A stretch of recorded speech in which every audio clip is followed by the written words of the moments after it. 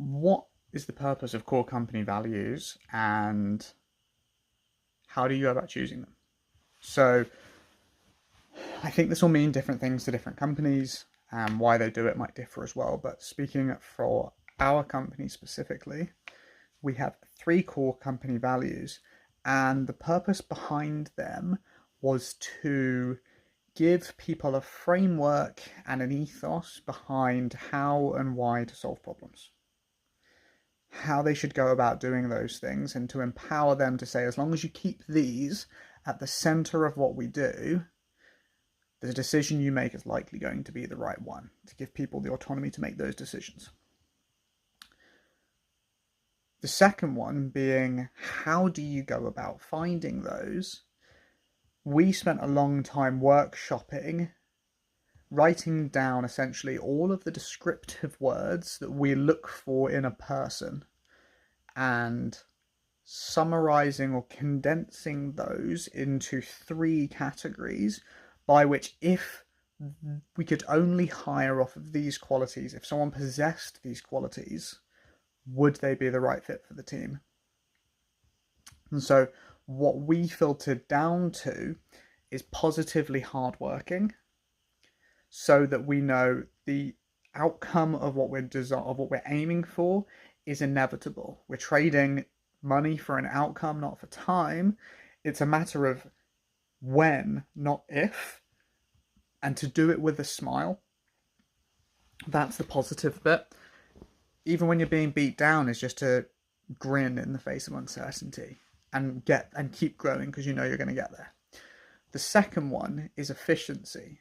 So for us, it's outrageously important, clear, consistent, and coherent communication. Clear, concise, coherent. So clear is unambiguous. We're not reading between the words, we're not implying things, we're explicitly stating. Concise, in as few words as possible without losing meaning. And coherent, we're all saying the same message at each respective point of touch points with clients. It's also outrageously important as we're a fully remote company, so most messages are read and written through the written word, and it's very difficult to put intonation into writing. And I've done a whole video on how when you put the intonation on a different word in a sentence, it can completely change the meaning. So we don't want people ever getting the wrong end of the stick. So we've got so far positively hardworking, efficiency, specifically to do with communication, but also with systems and processes. We're trying to find the most efficient way to do stuff. And the last one is passion. The third one is passion. And it's not just in the work that we do, but it's in the lives we live and lead. Because an experience I've had of doing an Ironman is, I found passion is what gives other people permission to try something they otherwise thought they couldn't. When it comes to sales, passion leads to conviction, and convictions will sell better than any skill or training will allow you to do. If you believe at the bottom of your heart that this is the thing for the person and you have their best interests in mind, you will close them, with or without skill. So those are the three that we came up with. So why, this is a fun one, I think, why in our last hiring round did it not necessarily work perfectly? So we had, after we go through an interview process, we score potential employees out of 50 in these categories and a few finer ones within that, more specific. And if they get above a 40, great, they get hired. If they get below that, we don't. So we had this one guy who, and he's the only person ever to get full marks, 50 out of 50. But he turned up, and within 3 weeks, he bombed. He bombed out. And what was missing? Because he did everything with a smile. He was 100% passionate about what we do and how we deliver it. He was effective in his communication. He did everything seemingly correct.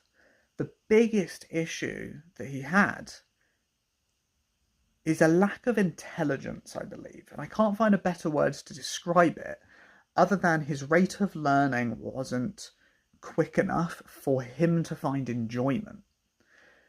Loves the mission, was willing to put in the effort, but got beat up that he wasn't seeing results fast enough. And I feel like intelligence is your ability or your rate at which you learn new things. And I think there is a correlation between grades you achieve in school and your intelligence, and we never put much, what's the word, credence, I can't think of the right word, much weight behind academic grades that people have perceived and achieved in the past, because I don't think they mean an awful lot.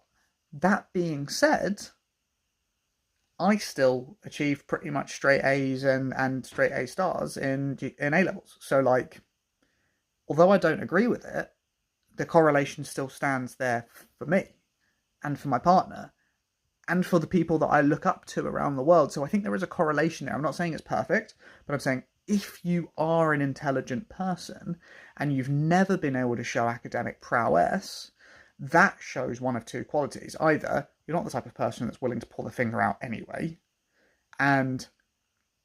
or you did pull your finger out and you still weren't able to get there.